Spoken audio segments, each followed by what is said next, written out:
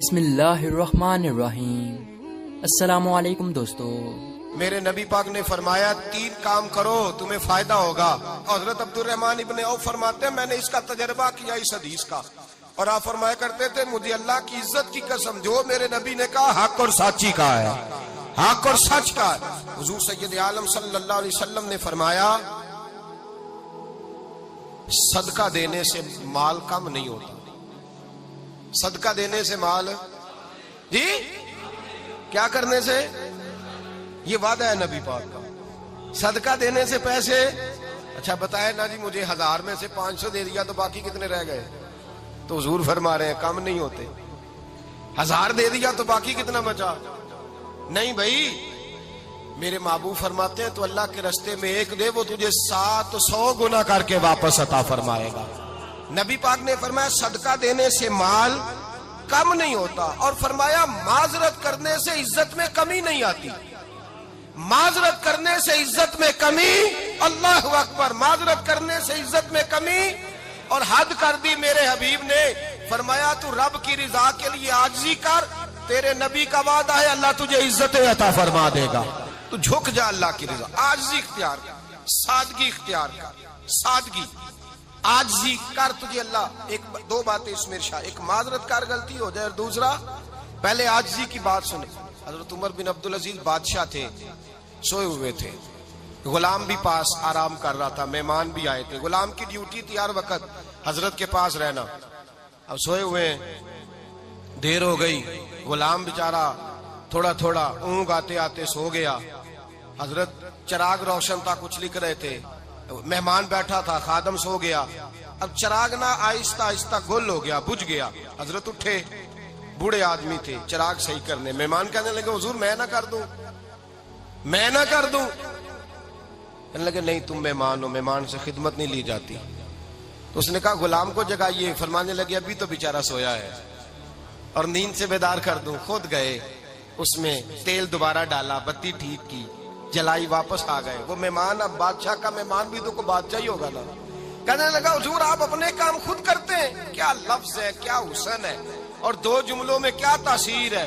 آپ فرمانے لگے ہاں میں اپنے کام خود کرتا ہوں، جب میں گیا تھا تب بھی عمر بن عبدالعزیز ہی تھا، اور جب چراغ صحیح کر کے واپس آیا ہوں تو پھر بھی عمر بن عبدالعزیز ہی ہوں، میرے اندر کوئی تبدیلی آئی، میں وہی ہوں جو گیا تھا۔ حضرت سیدنا فاروق اعظم رضی اللہ تعالیٰ عنہ فرماتے میں بیٹھا تھا، اور ابھی 3 دن ہوئے تھے نبی پاک صلی اللہ علیہ وسلم کے وصال ظاہری کو، میں بیٹھا ہوا تھا، 2-3 بچیاں آ گئی، اور حضرت ابو بکر صدیق رضی اللہ تعالیٰ عنہ کے سامنے آ کے بیٹھ کے رونے لگی۔ جناب صدیق اکبر رضی اللہ تعالیٰ عنہ کا بچیوں روتی کیوں ہو؟ تو کہنے لگے آپ خلیفہ بن گئے ہیں، جب سے ہمارے ابا کا انتقال ہوا تھا ہمارا ذریعہ معاش یہ تھا کہ ہم نے بکریاں رکھی ہوئی تھی، آپ روز آتے تھے بکریوں کا دودھ دھوتے تھے، ہم پی بھی لیتی تھی، بیچ کے گزارا بھی کر لیتی، اب آپ تو خلیفہ بن گئے، کون آیا کرے گا؟ تو حضرت ابو بکر صدیق فرمانے لگے تمہیں پتہ ہے جو خلیفہ ہوتا ہے وہ تو خادم ہوتا ہے قوم کا، میں آیا کروں گا۔ حضرت ابو بکر صدیق روزانہ اٹھتے عصر کے بعد اور جاتے، خلیفہ ہونے کے باوجود ان بچیوں کی بکریوں کو پکڑتے، دودھ دھوتے، ان کے گھر میں دے کے آتے۔ حضرت فاروق اعظم جب بھی دیکھتے تو کہتے ابو بکر تو پیچھے آنے والوں کے لیے راستہ بڑا مشکل کر رہا ہے، بڑا مشکل کر رہا ہے، جگر راہ وفا میں نقش ایسے چھوڑ آیا ہوں، میں جس منزل سے گزرا ہوں وہ اب تک یاد کرتی ہے۔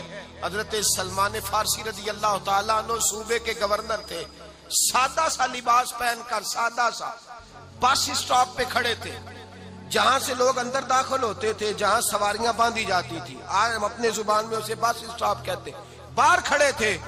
کوئی مہمان آ گیا کسی کا، اس نے دیکھا سادے سے کپڑے ہیں، خستہ سی حالی ہے، اس نے سمجھا کوئی کلی ہے شاید، معاذن کوئی ملازم ہے، کہنے لگا وہ خادم ادھر آؤ، ادھر آؤ، آپ قریب گئے، کہنے لگے میرا سامان اٹھاؤ۔ امام غزالی فرماتے ہیں جب تو علم پڑھنے بیٹھتا ہے تو یہ بھی خیال کرنا تیرے اندر تکبر کا بوٹا نہ لگ جائے، عاجزی اختیار کرنا، عاجزی۔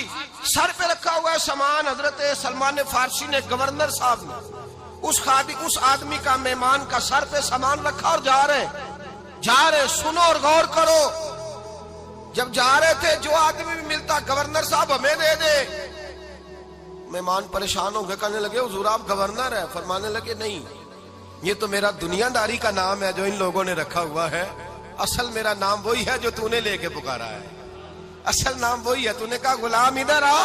آپ فرمانے لگے پہلے میں ایک یہودی کا غلام تھا, پھر رب تعالیٰ نے فضل کیا تو میں محمد عربی کا غلام ہو گیا, رسول اللہ کا غلام ہوں, اور جب میں نبی پاک کا غلام ہوا ہوں تو اس سارے صوبے کا امام ہو گیا ہوں, تو اصل تو میں غلام ہی ہوا نا. دوسرا میرے نبی پاک صلی اللہ علیہ وسلم نے, ایک تو عاجزی سے عزت ملتی ہے, تکبر سے عزت, وہ جو بندہ جھجکتا ہے نا تیرے نیڑے جانے سے, تو کہتا ہے میری بڑی عزت کرتا ہے, وہ عزت نہیں کرتا. شیر کی عزت ہوتی ہے کہ خوف ہوتا ہے؟ بولے نا تو نہیں نا ڈر لگتا ہوتی کو. شیر کا کیا ہوتا ہے؟ خوف, اس کی عزت نہیں ہوتی. تو درندہ ہے, درندوں کی بھی کبھی عزت ہوتی ہے. تو جو آدمی ڈنڈے کے زور پر لٹکا کے ڈنڈا اور وہ لوگوں سے عزت کرا رہا, تو بھائی یہ تیری عزت نہیں ہے, تیرا خوف ہے. عزت عاجزی میں ہے, انکساری میں ہے. اور دوسرا میرے نبی پاک صلی اللہ علیہ وسلم نے فرمایا عزت معاف کرنے میں ہے. عزت کس چیز میں ہے؟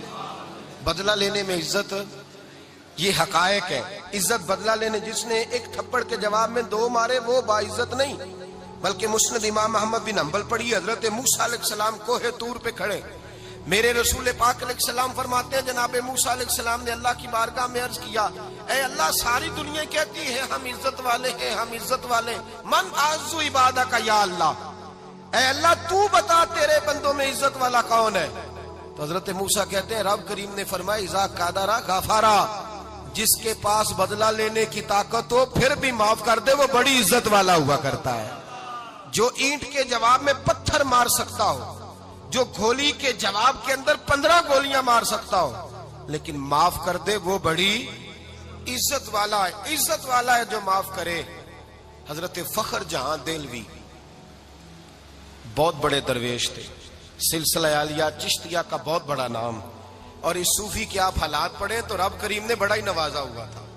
دلی کی جامع مسجد کے خطیب, اور ان کی کرامت یہ تھی کہ جو آدمی آ کے سامنے کھڑا ہوتا تھا نا اسے بتانا نہیں پڑتا تھا کہ میرے دل میں کیا ہے, بتانا نہیں پڑتا تھا.